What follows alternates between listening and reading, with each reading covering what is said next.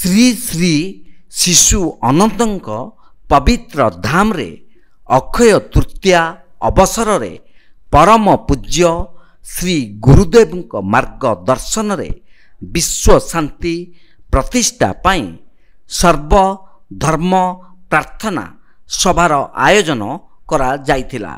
प्रारंभ रे समस्त धर्मावलंबी मानक द्वारा विश्व पताका उत्तोलन करी विश्व संगीत गान करा जाइथिला। परम पूज्य श्री गुरुदेव सभा को उद्घाटन करी कहिले जे धर्म हेउची गोटिए, धर्म पूर्वरु कौनसी शब्द जोड़ी हेले ता संप्रदायर रूप निए। धर्म मानविकतार शिक्षा प्रदान करि थाए। विश्व रे मानविकतार धर्मर प्रतिष्ठा हेउ। उपस्थित समस्त धर्मावलंबी माने विश्व शांति उद्देश्य रे निज निज संप्रदायर ग्रंथ अनुଯାयी प्रार्थना गान करिथिले।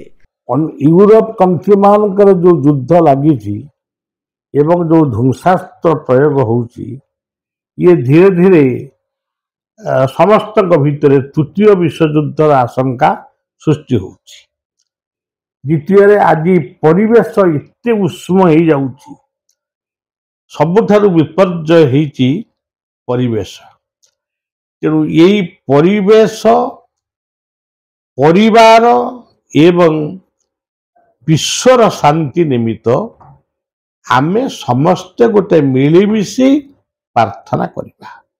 किए को धर्मर हेई पारे किंतु समस्ते आमे मनीष, आमे आउ कोनटा करि परिबा।